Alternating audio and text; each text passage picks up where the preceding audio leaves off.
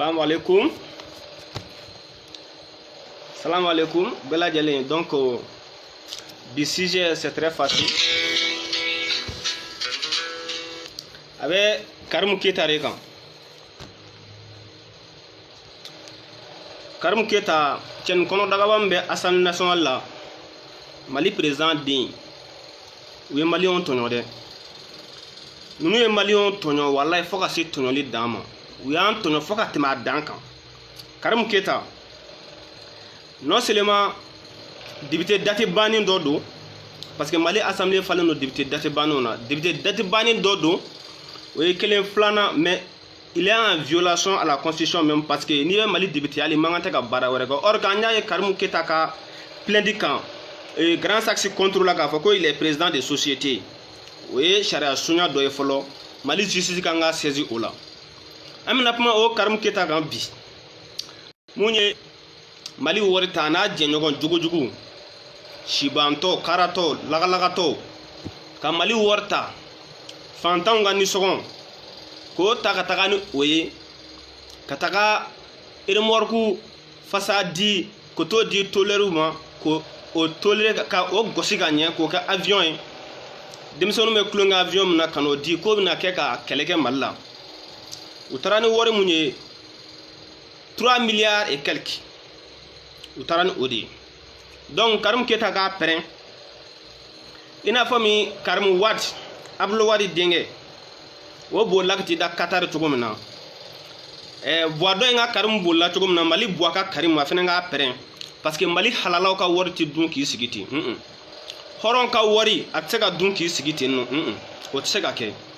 o bolila ka taa Qatar cogo min na a yɛrɛ k'a ka so la Mali Karim k'a ka so labɛn Senegal walima a k'a ka so labɛn yɔrɔ dɔ la walima a ka kaso so a k'a place labɛn yen nɔ parce que fanga bɛ yen mais fanga bandon bɛ yen mɔgɔ caman fagara fɔlɔ na dɛ surasi caman fagara parce que avion ma se ka na joona dɛ surasi caman fagara parce que dɔgɔtɔrɔw ma se ka taa hali avion gansan na ka taga joona Mali dugu caman cira ka sɔrɔ ni hali surasiw ma se ka na renfort la joona avion ko manque fɛ dɛ awɔ donc o Karim Keita in ne a da bɛ Mali fɛn bɛɛ la bi na Mali fɛn bɛɛ wa i bɛ ka erreur fɛn o fɛn kɛ n'i y'a sigi 100 o 100 90 o ye Karim Keita nɔ b'a la parce que minnu b'a ko kalama u b'a dɔn ko i bɛ ka tɛ décision foyi ta k'a sɔrɔ Karim ma consulter Karim da bɛ Mali fɛn bɛɛ la fo n'a bɔra fɛn kelen na fantanw dɛmɛni fo n'a bɔra fɛn kelen na mɔgɔ minnu jigi karilen don n'u filɛ nin ye falajɛ n'u bɔra Mali centre la ka na an m'a ye olu kɛrɛfɛ fɔlɔ Karim Keita da bɛ Mali fɛn bɛɛ la sa fo n'a bɔra Mali jɔliko kuma na ko i bɛ ka ti décision ta tant que a ma Karim ni a bamuso consulter donc i bɛ ka erreur fɛn o fɛn Karim nɔ bɔli ka dɔgɔ a la a tɛ se ka bɔ a la o ye kelen filanan ko Mali surasiw u b'a kalama mun bɛ ka fɔ Mali surasiw a si tɛ jala sɔrɔ tuguni tant que e ni Karim tɛ jaro a si tɛ jala sɔrɔ tuguni tant que e ni Karim dɔnbaga dɔ tɛ ɲɔgɔn dɔn a si tɛ jala sɔrɔ tuguni tant que c'est à dire que Karim ka influence ma bol'a kan quoi Karim Keita tant que o ka influence ma bol'a kan ko Mali surasi u bɛɛ ka jala sɔrɔ banna a si tɛ jala sɔrɔ tuguni tant que e ni Karim tɛ ɲɔgɔn dɔn Mali bɛ jɔ ten o ye Mali jɔcogo dɔ ye comme des députés périmés date bannen Mali de la i b'a mɛn ko ni karisa donna administration na ka ban dɔrɔn a bɛ miliyari ni miliyariw fara ɲɔgɔn kan ko ni karisa donna Mali administration na ka ban dɔrɔn c'est-à-dire n'a da kɔni donna Mali maraliko kuma na ka ban dɔrɔn a kɛra milliardaire ye quoi or que dans des pays démocratiques ni da donna jamana maraliko kuma na i tɛ kɛ milliardaire ye o banna quoi au contraire dɔ bɛ bɔ i ka wari yɛrɛ bɛ tiɲɛ yɛrɛ mais nunu ne donna Mali politique la nunu ne du da don Mali marali la u n'u dabara cɛjugu u n'u kɔnɔ daga cɛjugu mɔgɔlankolon kulew nunu ne y'u da don Mali maraliko kuma na ka Mali impôt ta ka taga n'a ye Brésil campagne wagati nunu ma ko avion 11 de sanna avion 11 o de fɔra anw ɲɛna ko avion 11 de sanna ko ni i bɛ ka yɛrɛ ko ni n y'a siɲɛ fɔlɔ de ye depuis plus de 20 ans maintenant que le Mali se procure d'une telle arme ko nin y'a a bɛ ka ca ni san 20 ni kɔ ye bi na ko Mali kuma deli ka ni ɲɔgɔn marifa san tuguni ko fantanw denw n'o ye surasiw ye sɛnɛkɛlaw denw n'o ye surasiw ye surasiw minnu ta fɔrɔn na a bɛɛ fantandenw de ye k'olu si tɛ sa tuguni manamanako la tuguni k'a sɔrɔ ko avion bɛ yen ko avion bɛ pan ka taga yɔrɔ la ko kama de bɛ avion in na avion in ka teli ni fɛn bɛɛ ye ko avion in tɛ sous région mɔgɔ si bolo yan nɔ i bɛ ka de da yen fɔ anw ye 11 avions de fɔra anw ye a wagati a fɔra ko lupu t'a la an ko k'o tɛ baasi ye a wagati a fɔra an ɲɛna ko a tɔgɔ marifa balicilan t'a la an ko k'o si tɛ baasi ye cɛw ko n'a bɛ se ka pan ka ban a fɔra anw ɲɛna ko foyi tɛ avion na fɛn bɛ se ka kɛlɛ an ko cɛ o ye ɲɛngoya kuma ye o si tɛ baasi ye mɛ ja o avion yɛrɛ fana tɛ se ka hali mɔgɔ ta ka taga n'i ye Sevare ka mɔgɔ ta ka taga n'i ye Ogosogu ka taga n'i ye Jura ka taga n'i ye Kolongo ka taga n'i ye Sobanda o avion tɛ se ka hali mɔgɔ ta ka taga hali ni Mali président min pan ni IBK n'a bɛ pan ka taga hali Jura a bɛ pan ka taa hali Tombouctou il faut que IBK ka don MINUSMA ka avion kɔnɔ ou bien G5 ka avion ou bien Barikani ka avion Karimu ɲɔgɔn ni denmisɛnnin fitinin e ka bange kana diɲɛ kɔnɔ k'i mɔkɛ filanw to yan k'i fa filanw to yan k'olu to assemblée kɔnɔ olu ma kɛ commission de défense président ye o ma bali an na parce que influence de y'i k'a ye Karimu Keyita e ka don école la dɔw ɲɛna nɔ k'olu dato Mali maraliko kuma na ka tila i ka kalan na ka na mobili kolon feere daminɛ ka tila ka kɛ milliardaire ye Mali kɔnɔ o ma bali mɔgɔ si la parce que Mali marabaga bɛɛ don min kɛ o ye o ma bali an si la mais Karimu Keyita e ma se ka hinɛ maliyɛnw na miliyari ni 3 mun dira e ma miliyari 7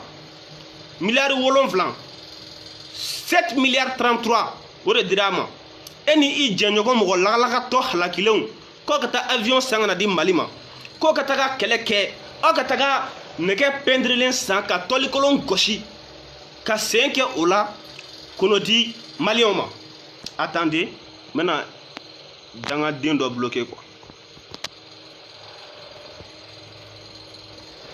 kana o di maliyɛnw ma aw ma maloya o la ko aw ye hɔrɔn ye halala silamɛ e silamɛ denɲɔgɔn bɛ ka faga e hɔrɔn denɲɔgɔn bɛ ka faga e ma siran o si la e ma maloya o si la fo e de taara ka taga nɛgɛkolon pɛntirilen san ka n'o jɔ an bɛɛ ko kɛlɛ bɛ kɛ Mali surasiw n'Ala sɔnna ma aw de bɛ ka Karimu ale de bɛ pan ni catiribɔlaw ye ale de bɛ pan ni dɔnkilidalaw ye ale de bɛ pan ni gɔrɔdigɛniw homosexuels ka promotion o mɔgɔ ninnu ale de bɛ pan ni olu ye ka taa centre la ka taa catiri bɔ mɔgɔw b'u ka sudon na dugu dɔ la olu bɛ catiri bɔ la dugu dɔ la o Karimu kelen de b'a fɔ an ɲɛna ko l'armée malienne monte en puissance o Karimu kelen de b'a fɔ an ɲɛna ale fa ye baara min kɛ mɔgɔ si ma o kɛ au lieu que e ka kɛ najini ye k'i fa sankɔrɔ ta e kɛra terejugu ye ka i fa saga bin ka i fa ko goya mɔgɔ ye ka cɛkɔrɔba ko goya maliyɛnw ye i bɛ k'a ka ko goya maliyɛnw ye n'i ye nin den terejugu ninnu sen bɔ a la a tɔ b'a den nin tɛ mɔgɔ tere ɲuman ye dɛ mɔgɔ min n'a fa ye i fa jamana kuturu plus de 20 millions d'habitants ka na o kogoya o mɔgɔ ninnu ye hali ni o sara bi mɔgɔ ti kasi k'o sababu kɛ ko o den terejugu ninnu e n'Ala cɛ ye duwawu den fantan joli ka impôt tagara maliyɛn den joli ka impôt tagara Mali fɛn foyi ti kɛ tuguni ni aw da de ma don a la e n'i ka famille Mali fɛn foyi ti kɛ tuguni ni aw de ma influence o la ka taa avion kolon san ka tila ka bɔ e fa fɔlɔfɔlɔ de y'a fɔ anw ɲɛna ko avion ninnu cloués mɛ ko les avions sont cloués à sol i taara français e fɛnɛ ko awɔ ko avion ninnu tɛ se ka pan ko peut-être que entretien kɛbaliya b'u la walima avion ninnu aw namarala feere yɔrɔ de la o bɛna aw ye lagalagatɔw de ye wa ou bien mɔgɔ minnu ta Airbus mɔgɔ minnu y'a feere olu ye lagalagatɔw de ye ayi aw de ye lagalagatɔw ye parce que mɔgɔ si tɛ wuli ka taa 3 milliards e Karimu e yɛrɛ ni faso ka wari tɛ e yɛrɛ kunna wari e bɛ sɔn k'i kunna wari bɔ k'a don mobili la ka sɔrɔ i m'a essayer a e tun bɛ mobili kolon feere la wagati min na n'a n'i taara mobili san i b'a essayer kɛ e bɛ taa avion san ka na 20 millions d'habitants tɔ la ka n'i jɔ ko aw namarala o feere yɔrɔ la ko avion tɛ se ka pan ko maintenance tɛ o avion na ko avion ko entretien ma kɛ o la o tɛ kuma ye ka fɔ maliyɛnw ye dɛ o tɛ kuma ye dɛ donc Mali sariya kan ka mun kɛ sisan la justice malienne doit se saisir de ces dossiers Banjugu Jawara avec un pouvoir étendu i kan k'i saisir dossier na ni hɔrɔnya b'a nɔ na i kan k'i saisir a la dɛ awɔ u ka immunité wuli ka bɔ cɛ kɔnɔdagaba in ka joona ka immunité wuli immunité yɛrɛ t'u la yɛrɛ assemblée mɔgɔ ninnu u ka musolaka immunité wuli ka bɔ a kan u ka a minɛ ka na n'a ye e fɛ yen nɔ i k'a juger k'a don san 40 kaso la e Banjugu Jawara mun e ko pouvoir be ele e se ka mo juger e se ka atoko e se ka sika soko wele kunu juger ka comme 3 la no i kan ni saisir ni dossier na ni mi saisir ni dossier na ame nyini nga horonya definition fo anyana dugu kuturu cira ogo sogu sobanda jura koro lamini dugu nunu bangasi lamini dugu nunu be cira ka dugu mogo be faga ku u halaki ka do fiefie ka do ke lujulato e ka do ka maya ban do ka famille be fagara ka sababu ke mogo tere dugu kele ne parce que afora ka ta avion sang na tara ne ka kolo pentrilin sang no di malima ko obseka pan ka campagne que ta ne ka kolo pentrilin sang na faga campagne ke ko awo ko Mali ko le Mali vient de se doter de 11 avions 11 hélicoptères Pima ade mono fo anyana bide abna fo anyana ko avion deni flado et même avion den flafine ko ti se ka pan horonya tarami halaya tarami awo defi di ama jona dugu kuturu cira ka sababu ke nin dentere jugunye ka mogo faga ma kelen sara sini la harabita nyininga ni sogona no sini la harabita nyininga la karam keta bita nyininga mogo sara ka sababu ke ko avion ma se kana jona ko renfort ma se kana jona mogo sara ka kunge karam keta ni avion ko nyi sini la haraba benis ibi nyininga belen sini ramada la haragola udalen de la haragola re mais sona nga se la hara no Mali shara ni shara be malla ma do Mali horando ma bon Mali halalaw ma ban donc karam faga bi ban ni Mali karam faga bana Mali horon halalaw be agili to karam ka avion go ina akara milliardaire en kasrato la akara mobile million tigi en kasrato la mais am go be femna 7 milliards mun tagalen flen ni avion colon demsonu nga cloner lam chinois do mana compte to ka avion munu laben 7 milliards de francs CFA takale fle injecté au la ni 600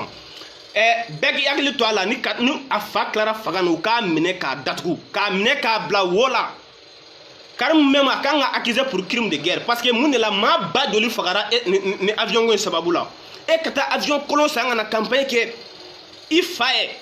kai fa kuma suli ki isomo be kuma suli kakla ka malien dem be kuma suli encore ka fagara ndo num fagara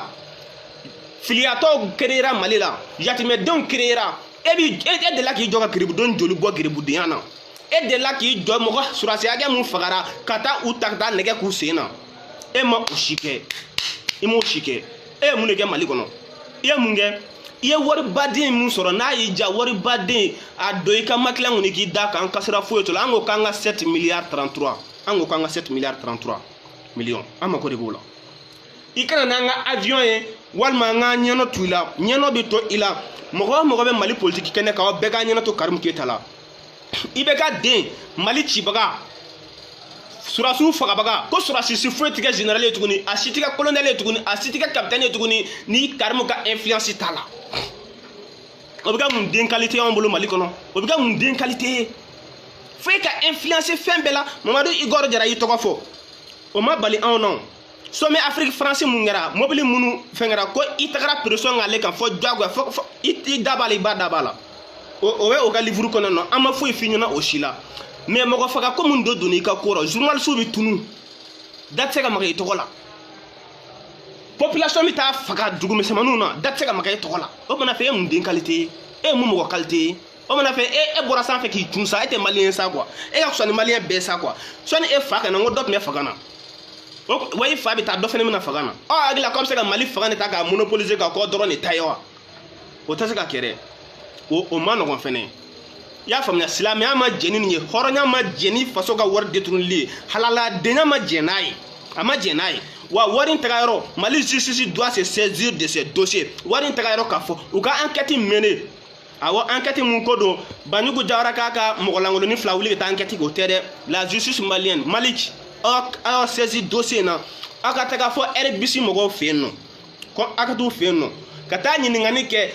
avion papier be ka dakene kan asana joli commission de défense mogo ku be na ku bla kasola ku be tous commission de défense dans l'Assemblée nationale ka be datugu a be nous datugu ku be bla kasola ou shi kaso mogo joli frara à cause de la manque d'avion munela mogo jole fagara u ka chane mogo ni kelen kama ko ye dibité communauté dibité Karim Keita président din ko Mali fɛn bɛɛ tiɲɛna ka sababu kɛ olu ye ko maliyɛnw k'u sigi ka o lajɛ ne yɛrɛ kabakoyara Mali opposition na dɛ ne kabakoyara aw la aw ma se ka exiger Karimu k'a kana ni avion ninnu papier aw ma se ka exiger ala a kana ni avion ninnu ordonnance ye mun na de ni opposition ninnu ye mangekaratu ye sa walayi bilayi aw ye mangekaratu de wa n'u donna gouvernement na ka ban dɔrɔn Bush bɛ u ti kuma tuguni n'u donna gouvernement na ka ban dɔrɔn mɔgɔ ti ka faga bilen n'u donna gouvernement na ka ban dɔrɔn u tun bɛ ka direction kelen mun kɔrɔmatigɛ de au moment où il critiquait la direction du gouvernement en place quand il rentre dans le gouvernement seulement et même continueront ka u ɲɛdaw fermer ka tugu o direction kelen kɔ maliyɛnw sigilen ɲɛ bɛ aw la aw bɛna a ye minnu fɔ kunu cu kana fɔ bi ko ca a ti maloya ani kabako den dan ye donc IBK tɛ se ka voyager f'a ka don wali avion kɔnɔ k'a kun kɛ Karimu Keyita ye Tchadien Dramé tɛ se ka voyager f'a ka don wali avion kɔnɔ premier ministre Boubou tɛ se ka voyager f'a ka don wali avion kɔnɔ ko u y'a fɔ ɲɛna ko avion 11 de sanna ja avion denni 2 don avion denni 2 fɛnɛ k'o tɛ se ka ban tuguni o fɔra justice kolon sigilen don k'a dayɛlɛ procureur kolon sigilen don k'u dayɛlɛ k'u sigi k'u da kolon ninnu yɛlɛ k'u da ɲɛsin anw na ko an bɛ ka kiiri tigɛ kama aw bɛ ka mun kiiri tigɛ aw bɛ mun kiiri tigɛ vous pensez que c'est ça la démocratie vous pensez que c'est ça la liberté vous pensez que la justice est libre au Mali comme ça président m'aw don école la a den ma aw don école la aw kɛra ka kalan na u ma aw financer foyi aw taara k'aw kɛ magistrat ye mɔgɔ si tɛ se k'aw bɔ yen nɔ u bɛ se k'aw bɔ aw ka place la mais mɔgɔ si tɛ se k'aw ka magistrat minɛ la vous aw tɛ se ka kiiri tigɛ cogo la aw tɛ se ka mɔgɔw nɔ minɛ cogo la fo bɛɛ b'i sigi de k'i ka sara ta haramu sara ni i juge tɔ n'i ɲɛ tugu ko o ko kan i kan ka kiiri mun tigɛ i bɛ ka sara mun ta i haramu don dɛ haramu don parce que i kan ka baara min kɛ n b'a kɛ tu ne le mérites pas i t'i ka salaire mérité wa i kan ka minɛ k'i c'est pas possible quoi ninnu bɛɛ de ye kelen ye misi sogo tolilen n'i ye fan dɔ ta fan dɔ bɛ bin la justice malienne le gouvernement malien l'assemblée nationale a bɛɛ fu gɔtɔ tous u si ti k'u ka baara kɛ a si maa minnu fagalen filɛ centre la ɲɛ a bɛɛ ni ala cɛ Karimu kan ka minɛ bi k'a ɲininka walayi ni peine de mort bɛ yen nɔ k'a condamner vous pensez que quoi a dilan ko jamana de bɛ développer nin cogo in na k'a to ka IBK nisɔndiya kuma fɔ ka Karimu nisɔndiya kuma ka Aminata nisɔndiya kuma fɔ IBK ka fanga cɛnni filɛ ni Karimu n'a ba sen bɔ a la a tɔ b'a den parce que IBK ka décision fɛ ninnu de bɛ t'u impliquer a la ninnu Buye y'a fɔ anw ɲɛ cogo min na dɛ o kelen de don Buye Haidara IBK bɛ décision fɛn o fɛn ta il faut que ces deux personnes là s'impliquent dedans n'olu m'u impliquer a la décision tɛ ta jamana kuturu décision tɛ se ka ta ne m'i ka famille cɛni kɔnɔ daga ba mɔgɔ halakilen lagalakatɔ k'an ka miliyɔn minɛ ka t'o miliyari minɛ ka t'o tiɲɛ ka n'i sigi ka tila ka taa yɛlɛ anw na Faransi ça c'est quoi ça nin ye démocratie de ye nin ye sariya de ye ko o ko bɛ diɲɛ kɔnɔ a ban don min na ko o ko bɛ yen a ban don min na n'Ala sɔnna a ma nin ko in a tɛ ban ka ɲɛ aw ka fanga Ala kana ban ka ɲɛ fo n'aw ma maliyɛnw tɔɲɔ aw ka fanga Ala ka aw ka fanga a bɛ dafiri n'aw ma fo sariya ka tigɛ a kɛcogo la ni sariya ma tigɛ a kɛcogo la ya Ala k'aw ka fanga tiɲɛ wa Ala kana mɔgɔ ye Mali miliyari suɲɛ Ala kana tigi laban ɲɛ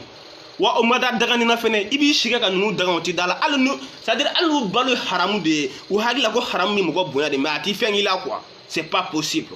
en tant que député e ka Mali miliyari minɛ ka taa k'i bɛ taa avion san ka taa avion kolon san denmisɛnninw ka tulonkɛlan k'o di Mali sɔrɔdasiw ma mɔgɔw bɛ ka faga u tɛ se ka boli ka taa yɔrɔ la ni mɔgɔw banana dɔgɔtɔrɔ tɛ se ka taa joona ni mɔgɔw banana avion tɛ se ka t'u nɔfɛ ka na n'u ye ko o ko fɔ aw ka jigi da Faransi kan ko o ko fɔ aw ka jigi da MINUSMA kan ko o ko fɔ aw ka jigi da G5 kan ko o ko fɔ aw ka jigi da Lamini jamanaw ka avion kolon kan e Masa Aramani u si ma deli ka jɛnw sara kɔ fɔlɔ Mali assemblée député jɔn y'a mɛn ko Karimu delila ka jɛn a sara kɔ jɔn y'o mɛn mɔgɔ si m'o mɛn wa hali mɔgɔ tɛ kɛ député bi ni Karimu mani maa si tɛ kɛ député ni Karimu Keyita mani n ko Karimu Keyita kɛra première personnalité du pouvoir de ye bi bi in na o tɛ kunangoya ye donc k'a fɔ maliyɛnw ɲɛna dɔrɔn o de tun bɛ ne fɛ k'a fɔ an ka avion a k'an ka avion ɲini ka na n'a ye n'a m'an ka avion ɲini maliyɛnw bɛɛ ɲɛnɔ b'a la Mali kiiri ɲɛnɔ b'a la hali minnu tɛ se ka tiɲɛ fɔ bi parce que u bɛ ka siran fanga kolon ɲɛ minnu tɛ se ka kiiri yɛrɛ tigɛ u bɛ ka siran fanga jugu ɲɛ u bɛɛ ɲɛnɔ bɛ Karimu Keyita kɔnɔdagaba mɔgɔ tere jugu maa min b'a faso ka nafolo miliyari détourné o ye mɔgɔ tere jugu de ye o ye mɔgɔ tere jugu de ye u bɛɛ ɲɛnɔ bɛ nin cɛnin na bi ɲinan u ɲɛnɔ b'a la fo t'a fɔ ko mun kɛra wa a laban bɛ kaso kɔnɔ walima a laban bɛ exil la merci beaucoup a bɛ exilé dɛ, il doit s'exiler.